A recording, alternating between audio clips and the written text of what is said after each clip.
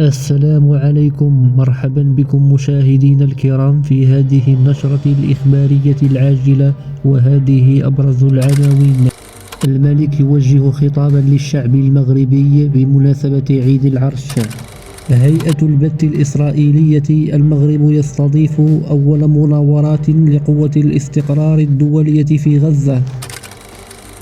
احتجاج لعامل فخار فوق عمود كهربائي مهددا بالانتحار. تفاصيل هذه العناوين تجدونها في هذا المقطع، ولكن قبل البدء لا تنسى الاشتراك في القناة وتفعيل زر الجرس ليصلك كل جديد.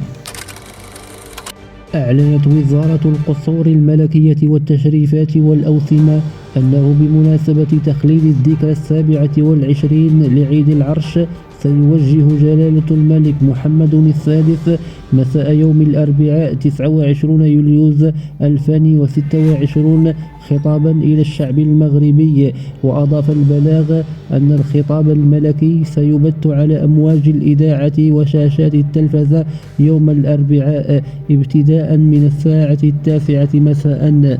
كشف تقرير لهيئة البث الإسرائيلية أن المغرب سيستضيف خلال الأسابيع المقبلة أول مناورات تدريبية للقوة متعددة الجنسيات المزمع نشرها في قطاع غزة في إطار ما يعرف بخطة اليوم التالي التي تقودها الولايات المتحدة، مشيرا إلى أن هذه التدريبات ستجري بدعم إسرائيلي.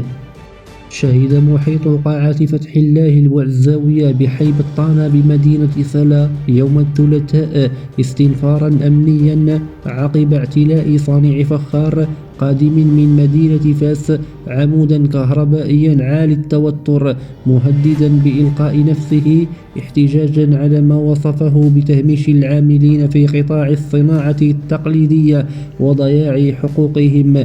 ورفع المحتج خلال اعتصامه فوق العمود العلم الوطني ولافتة كتب عليها: تراث الفخار نحافظ عليه، فأين من يحافظ على حقوقنا؟